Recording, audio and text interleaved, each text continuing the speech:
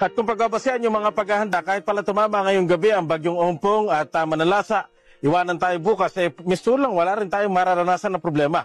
Ang sabi ng NDRRMC, ready na lahat ng responders at preposition na din lahat ng relief packages na inihanda ng DSWD para sa mga maapektuhan. Kahit yung DOTR, papagamit yung mga pasilidad ng mga pantalan para sa mga mai-stranded na pasahero. At ang DFA naman tutulong din sa mga OFW na maiipit sa kanilang biyahe tulad daw ng tulong at aksyon na binigay nila nung magkaaberya ang Xiamen Airlines.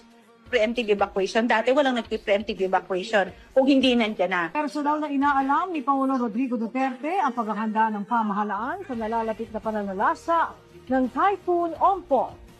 Isang statement mula sa United Nations Office for the Coordination of Humanitarian Affairs, buhay ang nasagip, bunsod ng mga aksyon ng gobyerno na sinuportahan ng iba't ibang sangay ng lipunan. Succeeded in this.